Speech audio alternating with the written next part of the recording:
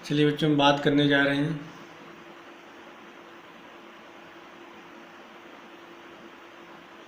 Basicity of aniline. एक एक point को समझिएगा और जो भी कन्फ्यूजन हो अपना कन्फ्यूजन दूर करते जाइए। तो एनिलीन की बात करें तो एनिलीन का क्या होता है फार्मूला NH2। तो सबसे पहले हम बात करें बेसिसिटी ऑर्डर, बेसिसिटी ऑर्डर। तो सबसे ज़्यादा कौन होगा? एलिफेटिक होगा, एलिफेटिक एमीन,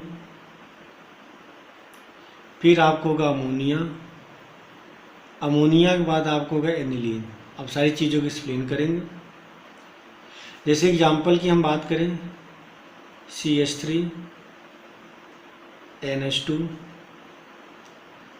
अमोनिया एनिलीन, ये कौन सा ऑर्डर होगा? KB ऑर्डर, KB और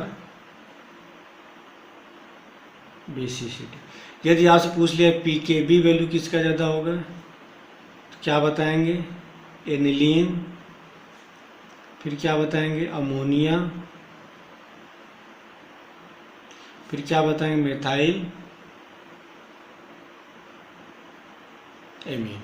क्लियर है? चलिए अगला एग्जांपल अब कराते हैं आपको। CH3 NH2 CH3 CH3 NH ammonia aniline. ये लिया गया ये है आपका B, ये है आपका C, ये है आपका D। ये दोनों बेटा हमारे क्या है बेटा? एलिफेटिक एमीन है, अमोनिया है, एनिलीन। तो सबसे कम बेसिक कौन होगा? एनिलीन होगा। अब यहाँ पे एलिफेटिक में 2 दिए गए हैं, 2 डिग्री 1 डिग्री। तो कौन ज़्यादा बेसिक होगा? 2 डिग्री। तो सबसे ज़्यादा बेसिक होगा B के बाद A के बाद C के बाद D। आपसे KB वैल्यू पूछ लिया जाए तो सबसे ज़्यादा B A C and D। आपसे PKB वैल्यू पूछ लिया जाए D C B A। Clear है बच्चों? अब ऐसा क्यों होता है? एक और एग्जांपल कराते हैं फिर हम एक्सप्लेन करते हैं। जैसे यहाँ पे लिया गया है C2H5 NH C2H5।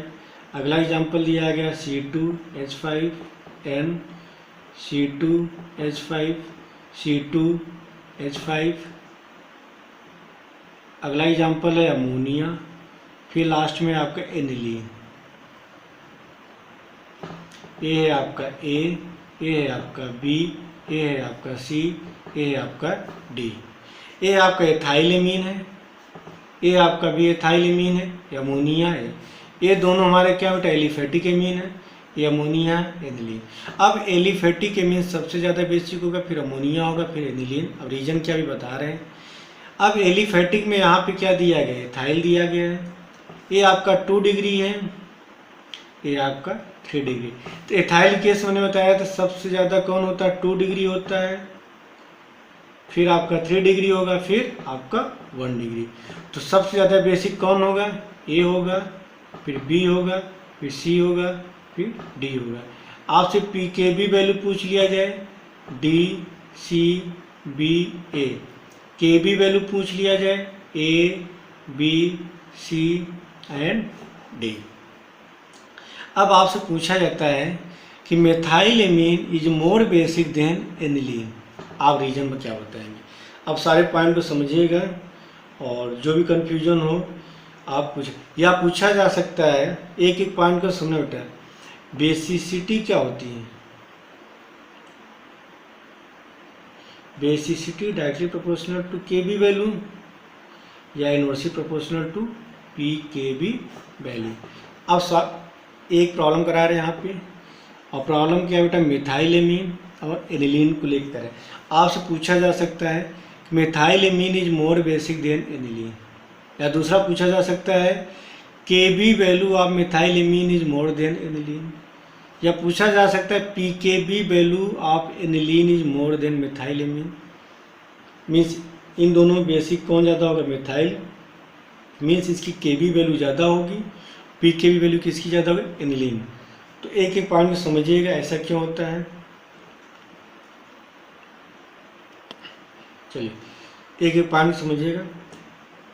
Methyl amine is more basic than aniline. अगर हम बात करें बेटा एनिलीन के बारे में बात करें, एनिलीन का स्ट्रक्चर क्या होता है, ये होता है NH2। बेटा नेक्स्ट पेज में बता रहे हैं। चलिए हम बात करते हैं बेटा यहाँ मेथाइल एमीन CH3 NH2 और ये है आपका एनिलीन।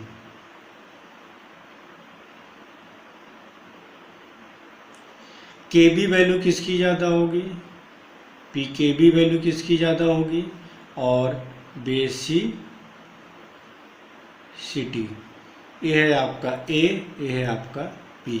Kb वैल्यू होगा A greater than B, pKb होगा B greater than A, basicity होगा A greater than B। Basicity का मतलब क्या होता है कि जितना इजीली लोन पेयर हमारा क्या हो, डोनेट हो जाए, बेसिसिटी उसकी उतनी ज़्यादा होगी। मीन्स यदि कोई भी एटम है, यदि उसका लोन पेयर जितना आसानी से अपना लोन पेयर डोनेट कर दे, उसकी बेसिसिटी उसकी उतनी ज़्यादा होगी। यहाँ पे मेथाइल एमीन की बात करें तो मेथाइल एमीन में हमारा CH3 कैसा ग्रुप होता है, प्लस I ग्रुप होता है। ये क्या करेगा, इलेक्ट्रॉन डोनेट करेगा किसको, नाइट्रोजन पे। यहाँ पे इलेक्ट्रॉन डेंसिटी क्या होती है, इलेक्ट्रॉन डेंसिटी इंक्रीज कर जाएगी। फिर समझिएगा मेथाइल एमीन या कोई भी एलिफेटिक एमीन है, यहाँ पे एल्काइल ग्रुप अटैच होगा। एल्काइल ग्रुप क्या करता है, इलेक्ट्रॉन डोनेटिंग ग्रुप है, इलेक्ट्रॉन डोनेट करेगा किसको, नाइट्रोजन पे। तो नाइट्रोजन पे नेगेटिव चार्ज आएगा, मीन्स यहाँ पे इलेक्ट्रॉन डेंसिटी क्या होगी, बढ़ जाएगी। अब नाइट्रोजन पे जितना ज़्यादा इलेक्ट्रॉन डेंसिटी होगा उतना ईजिली लोन पेयर को डोनेट कर देगा। क्लियर है। इस वजह से मेथाइल एमीन जो होता है more basic than aniline. Aniline less basic इस वजह से होता है कि नाइट्रोजन के पास जो लोन पेयर है, ये लोन पेयर रिजोनेंस में पार्टिसिपेट कर जाता है। तो पॉइंट को समझना बच्चों, एनिलीन जो होता है लेस बेसिक होता है। इसके पीछे का लॉजिक क्या है कि नाइट्रोजन के पास जो लोन पेयर है, वो लोन पेयर किस में पार्टिसिपेट कर जाता है, कंजुगेशन में। तो लोन पेयर जो होता है कंजुगेशन में पार्टिसिपेट कर जाता है, means less available for the protonation, means इसका जो लोन पेयर होता है वो रिजोनेंस में पार्टिसिपेट कर जाता है। तो यहाँ पे क्या लिखेंगे, जो लोन पेयर है लेस अवेलेबल फॉर प्रोटोनेशन। आप समझना यहाँ पे RNH2H+। प्रोटोनेशन तभी होगा जब नाइट्रोजन के पास क्या, लोन पेयर। क्यों, क्योंकि लोन पेयर क्या करेगा, इसको कोऑर्डिनेट करके देगा और H+ को एक्सेप्ट कर लेगा। तो क्या बनेगा, RNH3+। मीन्स नाइट्रोजन के का जो लोन पेयर जितना फ्री होगा वो H+ के साथ क्या करेगा, प्रोटोनेट हो जाएगा।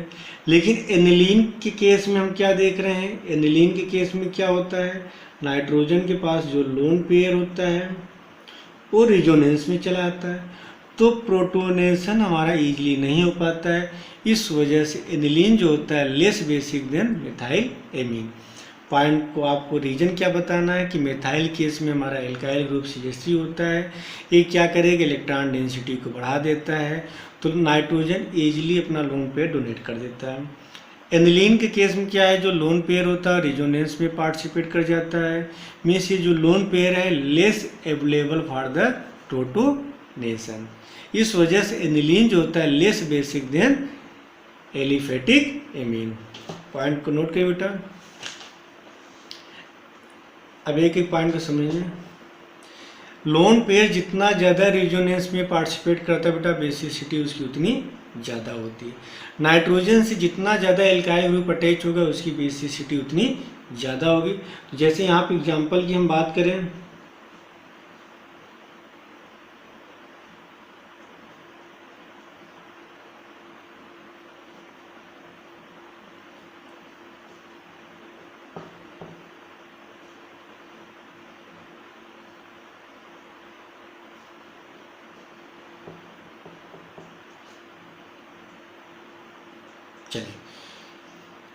नाइट्रोजन है, इसके पास लोन पेयर है, इसके पास भी लोन पेयर है, इसके पास भी लोन पेयर है।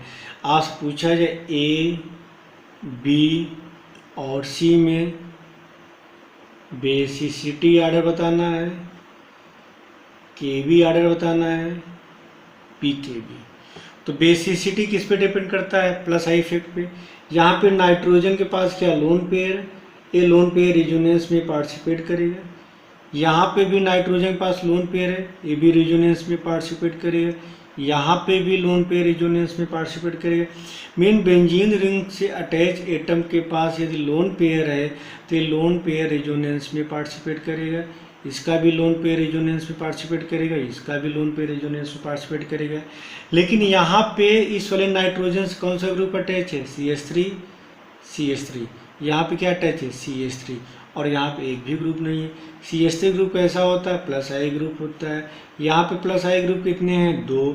यहाँ प्लस आई ग्रुप कितने हैं? 1। यहाँ कितने हैं? 0। तो यहाँ पे नाइट्रोजन के इसमें लोन पेयर रेजोनेंस में पार्टिसिपेट कर रहा है, यहाँ पे भी पार्टिसिपेट कर रहा है, यहाँ पे पार्टिसिपेट कर रहा है। लेकिन इस नाइट्रोजन से 2 प्लस आई ग्रुप अटैच है, means 2 electron donating group attach है। इस वजह से यहाँ पे डेंसिटी बढ़ जाती है और इसकी बेसिसिटी सबसे ज़्यादा होगी। तो सबसे ज़्यादा ए होगा, फिर बी होगा, फिर सी होगा। रीजन क्या है? नाइट्रोजन से क्या है? इलेक्ट्रॉन डोनेटिंग ग्रुप अटैच है। के बी वैल्यू क्या होगा? ए होगा, फिर बी होगा, फिर सी होगा। पी की बी वैल्यू क्या होगा? सी, बी एंड ए। रीजन क्या है बेटा? सबसे ज़्यादा ए क्यों है? क्योंकि नाइट्रोजन से 2 एल्काइल ग्रुप अटैच है। ये हमारे क्या होते हैं? इलेक्ट्रॉन डोनेटिंग ग्रुप होते हैं। क्लियर है? चलिए अगले पॉइंट पे आ जाते हैं।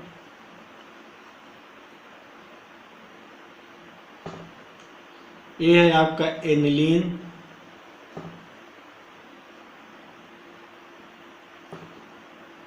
NH।